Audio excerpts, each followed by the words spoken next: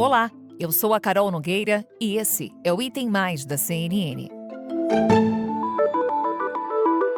A transição entre o governo Jair Bolsonaro e a equipe do presidente eleito Luiz Inácio Lula da Silva começou oficialmente nesta quinta-feira. Um dos primeiros compromissos foi uma reunião entre o coordenador da transição de Lula, o vice-presidente eleito Geraldo Alckmin, e o senador Marcelo Castro, relator do orçamento de 2023. A preocupação é, primeiro, em não manter o Bolsa Família de R$ 600 para pagá-lo em janeiro. Há necessidade de, até 15 de dezembro, termos a autorização, a chamada PEC da transição e a lei orçamentária. E não ter interrupção de serviços e obras. Essa é uma preocupação, quer dizer, não interromper, garantir o orçamento para não ter interrupção de serviços públicos ou paralisação de obras públicas. O processo de transição entre governos é previsto em lei desde 2002 e tem como objetivo permitir que o presidente eleito se informe sobre o funcionamento da gestão pública federal e prepare as primeiras medidas como chefe do Poder Executivo. Para a transição, o novo governo tem o direito de constituir uma equipe com 50 cargos que devem ser dissolvidos 10 dias depois da posse presidencial.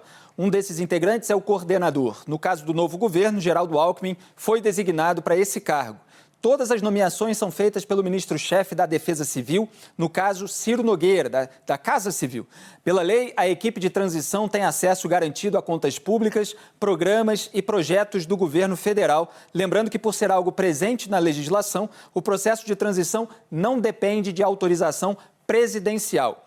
O ministro da Casa Civil, Ciro Nogueira, informou à CNN Brasil que o prédio do Centro Cultural Banco do Brasil, em Brasília, será cedido para o funcionamento do governo de transição. O prédio foi utilizado pela equipe durante a troca de governo de Jair Bolsonaro em 2018, no período de transição com o governo de Michel Temer, do MDB. De acordo com a apuração de Gustavo Uribe e Leonardo Ribeiro, integrantes da Casa Civil visitaram o local e integrantes do Banco do Brasil já começaram a montar a estrutura para a equipe que será liderada pelo vice-presidente eleito Geraldo Alckmin. O trabalho da equipe de transição vai além das etapas formais do processo, que incluem a troca de informações com integrantes do governo em fim de mandato.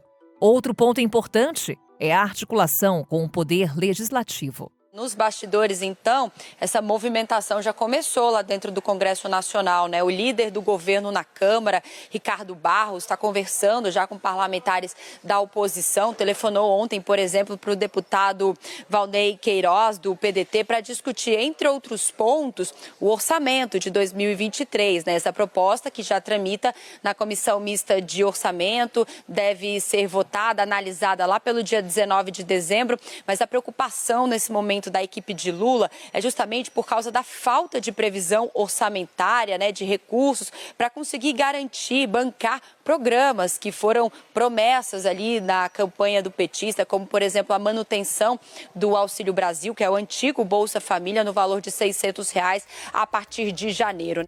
A preocupação com o orçamento do ano que vem tem sido um dos principais focos da equipe de transição do governo eleito. O desafio é alcançar um acordo para viabilizar recursos para compromissos assumidos por Lula durante a campanha eleitoral.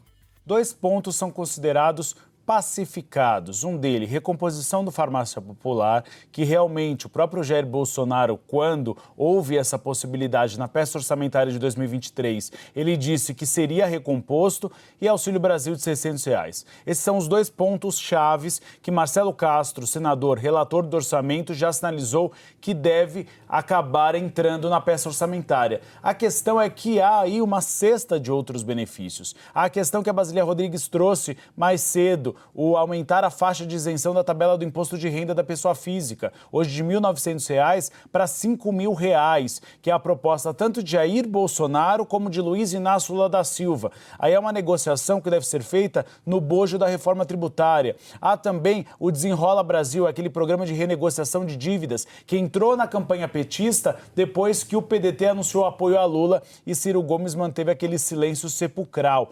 Então há uma série de outros outras propostas que foram promessas de Lula e que ele teria agora de cumpri-las. A questão é cumpri-las em 2023 ou mais para frente, porque a cúpula do Congresso Nacional reconhece que é um orçamento bastante engessado. Apesar da bancada expressiva eleita pelos partidos aliados de Jair Bolsonaro no Congresso, articuladores políticos da base do presidente eleito afirmam que o governo Lula terá um apoio significativo de integrantes do Legislativo a partir do ano que vem. Nós vamos ter a habilidade necessária, todos nós, a partir de agora, sob a liderança do presidente Lula, de conversar com o parlamento, de negociar com o parlamento.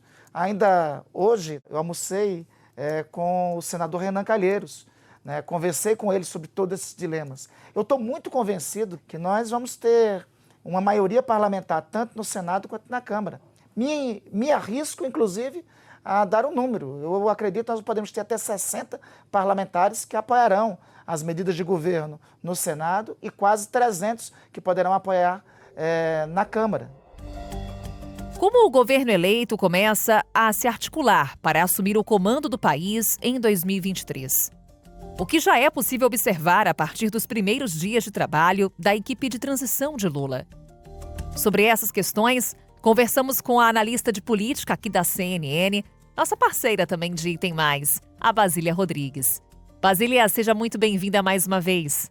Basília, para começarmos nossa conversa, vamos falar um pouquinho sobre essa escolha do nome de Geraldo Alckmin para coordenar a equipe de transição do governo Lula. Por que essa escolha? Oi, Carol, tudo bem? Aqui virou algo normal a gente ouvir o nome do Alckmin cotado para esse ou aquele ministério. Vai ser ministro da Agricultura ou vai indicar alguém para lá, ministro da Defesa, ministro da Economia, tem de tudo. Então, um nome muito forte e, enfim, de vice-presidente da República que com certeza não terá uma figura decorativa, né? Expressão que ficou conhecida aí durante o governo Dilma Temer. Não vai ter essa posição de coadjuvante em um governo de Luiz Inácio Lula da Silva. Ele assumiu a posição de coordenador da transição de governo porque é, entre os integrantes desse comboio presidencial, um dos políticos que carrega mais experiência no que diz respeito ao poder executivo, à máquina pública, ele que já foi governador de São Paulo. É isso, olha, a gente não vai parar de trabalhar aqui por Brasília por um bom tempo. Esse governo de transição, que é de 2 meses, mas vai parecer uma eternidade até chegar finalmente o 1º de janeiro de 2023. E aí dará início a uma nova etapa de cobertura, vai ser governo de fato, o Lula 3, para a gente acompanhar essa passagem de bastão de Bolsonaro para Luiz Inácio Lula da Silva. Basília, então vamos falar um pouco sobre esse processo de transição, tanto o aspecto formal quanto informal. Como é que estão avançando essas conversas e os principais personagens envolvidos nesse processo? Como é que está esse diálogo por aí? Olha, agora que estão definidos os coordenadores dos 2 lados, tanto de Lula quanto de Bolsonaro, então agora a transição vai ganhar ritmo. A gente acompanhou uma primeira reunião desse grupo que é comandado pelo vice-presidente eleito Geraldo Alckmin e muita preocupação sobre o quanto tem de dinheiro aí no orçamento para fazer tudo o que foi prometido. Sabe que independentemente das promessas, né, a gente já ia entrar 2023 com orçamento no vermelho. Então, se já estava difícil fazer o básico com os recursos que estavam aí, do que falar da lista de promessas, de sugestões, propostas que foram discutidas ao longo da campanha eleitoral. Agora tem que apresentar ao que este novo governo veio. Basília, nesse momento que a gente acompanha muita conversa em torno do orçamento do ano que vem, essa é a principal preocupação do governo. Como é que estão as tratativas, pensando naquelas pautas, naquelas promessas feitas por Lula durante a campanha? Integrantes do novo governo avaliam que precisam de 200 bilhões de reais para a conta fechar.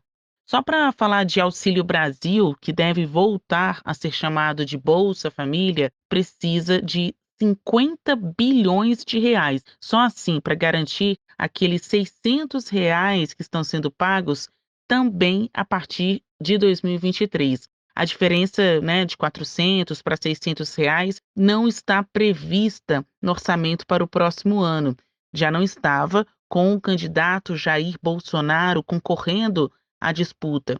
Agora, com a definição do jogo, em que de fato nós teremos um Lula 3, a equipe do novo governo está articulando com o Congresso atual, então tentando dar a sua cara ao próximo orçamento e incluir, seja pelo furo no teto fiscal, a possibilidade de pagar esses R$ 600 em benefício. Então, o que já está esquematizado? O envio pelo governo de uma chamada PEC de transição.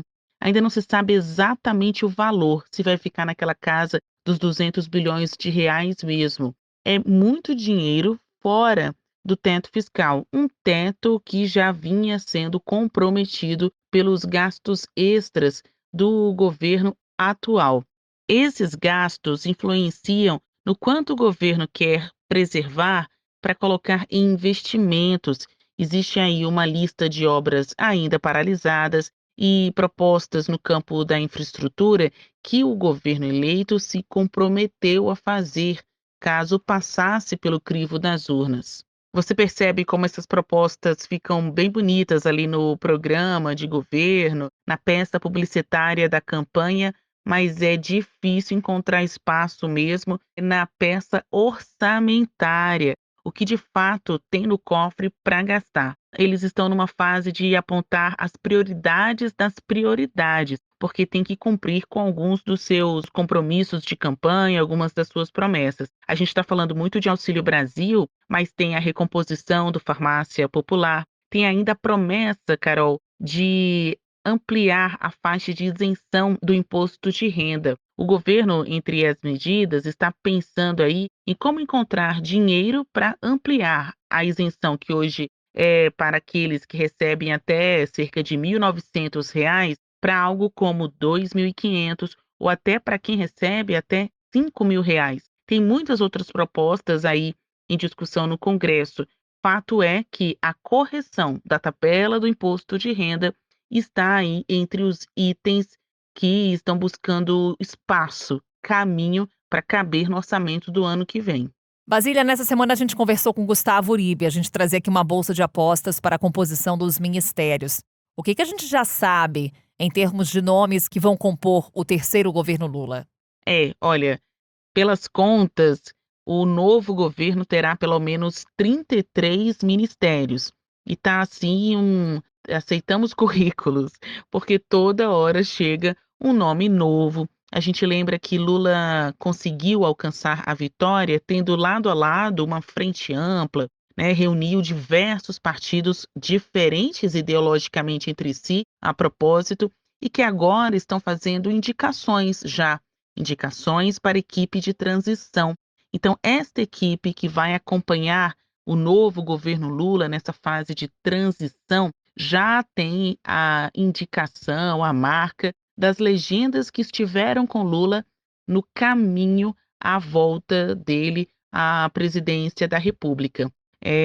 Todo mundo ali dividindo, né? Todo mundo ali pegando os seus espaços. Quando a gente pensa em 33 ministérios, é muita coisa na esplanada dos ministérios que hoje tem aí na casa das 23 pastas. Quando o atual presidente Jair Bolsonaro foi eleito em 2018, ele prometia uma esplanada de 15 ministérios. No fim das contas, saiu com uma de 23 pastas. Antes dele, o então presidente Michel Temer, que também fez um enxuga ali, acolá, fez um ministério de 25 pastas. Anteriormente, a ex-presidente Dilma Rousseff tinha 35 ministérios. Lula volta agora ao poder assessorado ou ladeado por diversos apoiadores, diferentes legendas e com essa expectativa de fazer 33 ministérios. Aí, Carol, a gente está falando de uma questão de configuração, porque antes de nomear, né, antes de falar os nomes, o governo que assume precisa editar um decreto de reconfiguração dessa esplanada, em que autoriza a fusão ou a divisão desse ou daquele outro ministério. Basília, sempre um prazer conversar com você. Obrigada por trazer informação e bastidor aqui também no Item Mais. Um beijo e até a próxima. Carol, muito obrigada pelo seu tempo, pela oportunidade de participar com você aqui, como sempre. Beijo. A Bolsa de Apostas sobre a composição da equipe ministerial do próximo governo está aberta. E olha, nos bastidores, a equipe de Lula já começa a criar uma lista de possíveis indicados para a composição da esplanada dos ministérios em 2023. E o novo governo pretende ampliar o número de ministros, então dos 23 atuais que a gente tem, para 33, com a criação de pastas como igualdade social, segurança, cultura, recreação, pequenas empresas e dos povos originários. Para a Casa Civil estão cotados Rui Costa, ex-governador da Bahia, e Wellington Dias, senador eleito pelo Piauí. Para a Fazenda, 3 nomes. Fernando Haddad, que, lembrando, perdeu a disputa para o governo paulista. Henrique Meirelles, que já comandou a pasta na gestão Michel Temer. E o economista Gabriel Galípolo. Para a Defesa, o vice da chapa, o Geraldo Alckmin, Aldo Rebelo, que já chefiou também o ministério no governo Dilma Rousseff. Para a área da saúde, temos aqui, entre os possíveis indicados, possíveis cotados, o médico infectologista, ex-secretário de Saúde do Estado de São Paulo, Davi Uip, com atuação intensa durante aqui a pandemia de Covid-19 em São Paulo, e o deputado federal Alexandre Padilha, que inclusive já ocupou esse cargo. Tem mais nomes nessa lista? A senadora Simone Tebet, que também disputou a presidência, ficou em terceiro lugar no primeiro turno. E o senador eleito pelo Ceará, Camilo Santana, são os nomes cogitados, então, para o Ministério da Educação. Simone Tebet aparece também cotada para o Ministério da Agricultura, ao lado da senadora Cátia Abreu, que já chefiou a pasta na gestão Dilma, e o senador Carlos Fávaro também está nessa lista. Para o meio ambiente, deputada eleita por São Paulo, Marina Silva, que comandou o ministério no governo Lula, e o senador Randolfo Rodrigues. O advogado e professor universitário Silvio Almeida está cotado para assumir o Ministério da Justiça, assim como o senador eleito e ex-governador do Maranhão, Flávio Dino. Seja quais forem os nomes escolhidos por Lula, o presidente eleito vai precisar atender a demandas de aliados, incluindo nomes que se juntaram à campanha petista durante o segundo turno. Quais são os fatores que podem influenciar os planos de Lula e os rumos do governo que assume o poder a partir de janeiro? Falamos sobre isso com o Marco Antônio Teixeira. Ele é cientista político, professor da Fundação Getúlio Vargas. Marco Antônio, mais uma vez bem-vindo ao Item Mais. Eu que agradeço, um prazer estar com vocês. Marco Antônio, eu trago aqui para o início da nossa conversa o mesmo aspecto que há pouco eu tratei com a Basília Rodrigues, a escolha do vice-eleito Geraldo Alckmin para coordenar essa equipe de transição. A Basília trazia para a gente os motivos dessa escolha e eu queria a sua avaliação com relação às sinalizações que a escolha do nome de Alckmin traz para esse momento de mudança de governo. Eu acho que tem 3 sinalizações, pelo menos, viu, Carol? A primeira é que o Alckmin ganhou um status bem acima daquilo que ele iniciou como candidato a vice, não é? Deixou de ser uma pessoa que era vista com certa desconfiança, sobretudo por petistas mais históricos, né? E passou a ser uma pessoa da inteira confiança do Lula, não é? Ou seja, o Alckmin hoje é alguém com prestígio enorme, tá, nesse novo governo, não é? Segundo, Carol, aponta para um governo que ele vai ser um governo muito mais amplo, muito menos petista do que os governos anteriores. Vai ser, de fato, um governo de coalizão. Isso é importante, sabe por quê? Porque o Lula precisa aumentar a sua legitimidade. Ele não pode governar somente com aqueles que lideram 51% dos votos, não é?